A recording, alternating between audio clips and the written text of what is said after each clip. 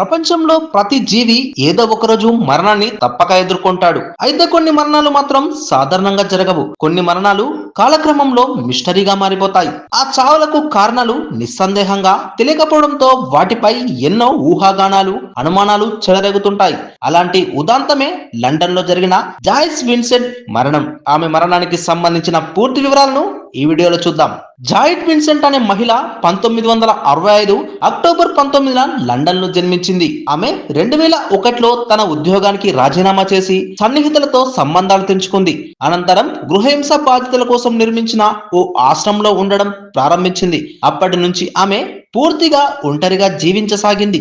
ఈ నేపథ్యంలో 2006 జనవరి 25న పోలీసులు ఆమె అపార్ట్మెంట్ లో ప్రవేశించగా ఒక భయానక దృశ్యాన్ని చూశారు. కుర్చీలో టీవీ చూస్తున్నట్టు కనిపించిన ఆమె ఎలుగుబంటి కూర్చున్న శవంగా మారిపోయారు. ఆమె చేతిలో టీవీ రిమోట్ ఉండడం, అలాగే టీవీ ఇప్పటికీ ఆన్లోనే ఉండటం పోలీసులను ఆశ్చర్యపోయేలా చేసింది.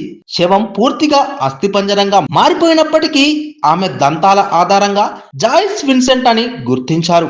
వాస్తవానికి ఆమె చనిపోయి దాదాపు 3 సంవత్సరాలు గడిచిపోయింది. మధ్యలో ఎవరు ఆమెను చూడలేదు. టీవీ మోగుతూనే ఉండడం, అద్దె డైరెక్ట్ డెబిట్ ద్వారా చెల్లింపు అవుతూ ఉండడం వల్ల ఎవరికీ అనుమానం రాలేదు. ఆమె మరణానికి గల అసలు కారణం మాత్రం ఇప్పటికీ తెలియరాలేదు.